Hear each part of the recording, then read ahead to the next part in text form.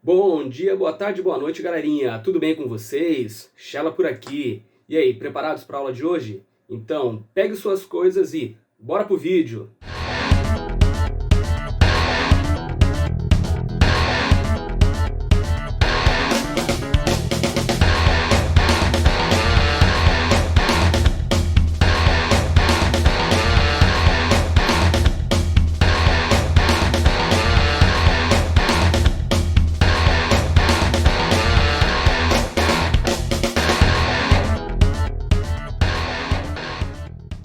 E aí, turminha, como estão as coisas por aí?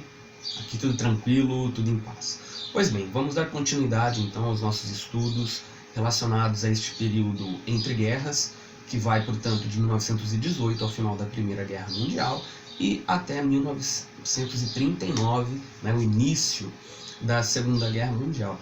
Já vimos em nossas aulas, já conversamos muito a respeito a vários acontecimentos que contribuíram para esta situação de caos na Europa.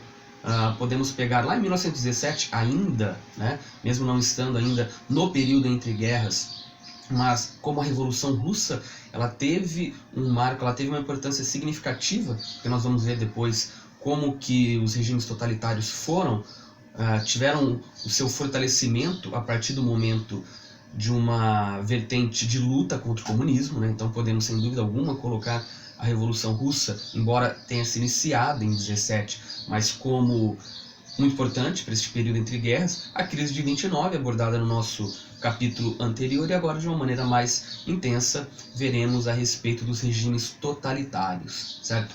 É muito interessante a gente perceber que regimes totalitários como o nazismo, o fascismo, né, e outros movimentos também que surgem, por exemplo, podemos citar na Espanha, em Portugal, propriamente no Brasil, com Getúlio Vargas, a partir de 1937, no Estado Novo, são regimes que possuem características totalitárias. Tudo bem? Então, quais são essas características de regimes totalitários? A primeira delas, o culto à figura, o culto à imagem do líder, o líder da nação, ele representar uma unidade, representar aquela nação forte. Isso é um ponto característico. Temos também uma exaltação ao nacionalismo, uma exaltação àquilo que pertence à nação, um culto às forças armadas e principalmente à ordem vinda a partir da força, né? E todo aquele que se encontra diferente, aquele que se encontra fora, que se encontra com pensamentos contrários àquele do Estado, é considerado um inimigo. Então são características de, em primeiro lugar, um povo na Europa, naquele contexto, que se encontrava totalmente sem esperança. É importante a gente ressaltar aqui o período pós-guerra, que trouxe uma destruição, né, absurda na Europa. Vocês devem se recordar disso, ao final da Primeira Guerra Mundial.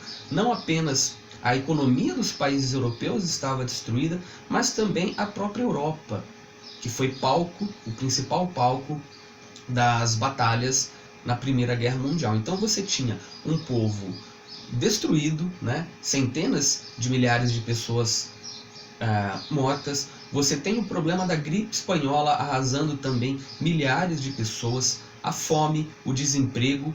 E aí, então a gente vê muitas pessoas meio que descrentes dos regimes democráticos. E essas pessoas começam a ver nestes líderes, o Mussolini, que surge na Itália já na década de 20, e Hitler, que vai começar a sua campanha no período aí na década de 20, mas o nazismo vai ganhar força já mais para o final da década de 20, início da década de 30, são líderes que surgem para ocupar este vácuo, vamos chamar assim, do poder deixado pelo regime democrático, que, na visão dessas pessoas, teria sido responsável por trazer tudo isso. Então o líder, ele se apresenta como uma pessoa, como um salvador, aquela pessoa que vai vir trazer de novo à nação o crescimento, trará de novo à nação um grande desenvolvimento econômico, social, mas obviamente tudo isso, né, a partir do momento em que a nação for forte.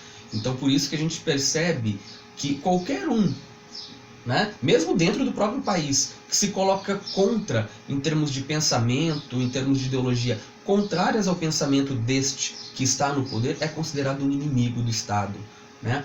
Então a gente consegue perceber como que as pessoas elas foram dominadas, elas tiveram, né, participação também, porque muitas vezes a gente pensa, ué, como que uma sociedade inteira apoiam pessoas como essa, né? Exatamente por questões de fragilidade econômica, problemas sociais que o país está passando, mas acima de tudo, né, por conta dessa carência de um poder, deste momento de fragilidade que a população está passando.